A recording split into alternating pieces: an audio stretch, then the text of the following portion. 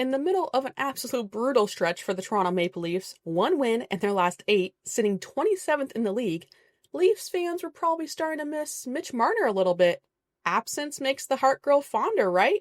Well, I think that feeling evaporated pretty fast once they saw something he's done far too often during his time as a Leaf. Yeah, I saw pretty much a pizza right up the middle, and I just tried to turn around and shoot it, so didn't really know what was going on, but I don't think the goalie did either, so thankfully that puck went in there.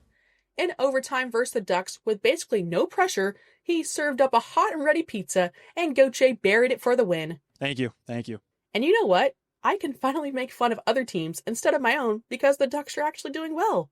Oh, how fast things can change in a year. You can take Marner out of the Leafs, but you can't take the Leafs out of Marner.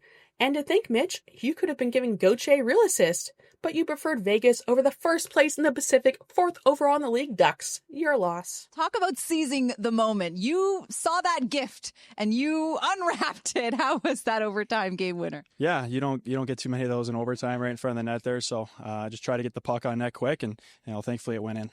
And besides that one in between the leg chant, which Dostal read like a book, you were pretty much invisible in this game. Mitch, I know during your time in Toronto he was a no-name goalie, but you've got to do better than that. It was too easy. You know who was not invisible, though? Minty. After 3 straight scratches that kicked up some trade rumors, he shut them all down, with maybe his best game since his rookie year. Blocking shots, stripping pucks, stopping rushes, leading rushes, jumping into the offense. This was confident Minty again. He had his most ice time of the season by a whole 6 minutes. I can't show all of his plays because of copyright, but that might have to be a future members video because he was involved in so much of the Ducks' good in this one. It was pretty impressive. Yeah, definitely. They came out. It was a packed building Saturday night, Honda Center. No place I'd rather be, so it was electric. The game didn't start well, shocker, as the Ducks went down by 2 in the first 2 minutes. Both goals came from the same problem. The Ducks didn't clear out the crease. But boy, oh boy, did the Ducks respond. A few minutes later, they scored 2 goals in 34 seconds. Gauthier sent Sennecke on a breakaway. Great back check, but Sennecke corrals it, loops around, and LaCombe absolutely blasts it through traffic. What patience from the Rook to buy LaCombe the space to rip it. Then Terry dances through traffic, loses the puck, but it lands right to Zellweger's stick, and he snipes it past a Kreider screen. Holy Zelly again. The Knights got 2 power plays to close the period, and of course, it's the dumb one by Helleson that cost them. That's some junior level stuff, Helly. And again, no one is cleared out in front, giving Eichel way too much time and space to snipe it. The Ducks almost tied it at the buzzer, but headed into the second down 1 thanks to Dostal and the post. Kreider got 2 grade A chances to open the second, but was denied. Then, right after an insane toe save by Dostal, Timmy ties it! Check out the board pass by LaCombe, up to Carlsson to lead the rush, over to Terry, and he lasers it home. It's 3-3 heading into the third, and that's how regulation ended despite some huge chances and even better goaltending on both sides. Overtime was wild. The Ducks absolutely dominated, had the puck basically the entire time, and generated so many dangerous chances. Terry rang one off the post, which would have been sick.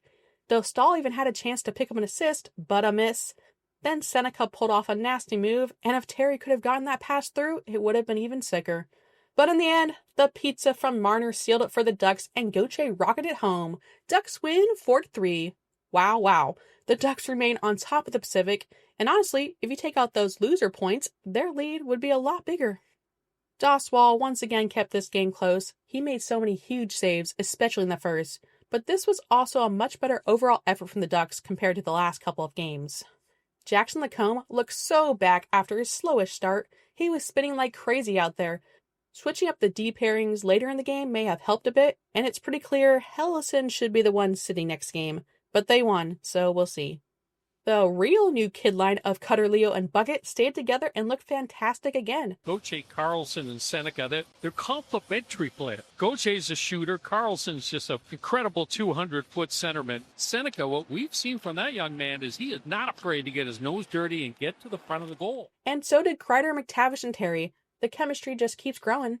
Both Gudas and Sennecke got shaken up late. Gudas didn't return, but was still on the bench, and Sennecke was obviously fine. He was everywhere in OT. The Ducks now get a much-needed 3 days off, so hopefully they get some bodies back in Granlund and Paling by then. Thank you to our members. If you enjoyed the video, like and subscribe. Thank you for watching, and go Ducks! Unreal game, boys. It was fun. Comer, Dostal, but it's got to go to the OT hero. Great job, boys. Enjoy the next 2 days.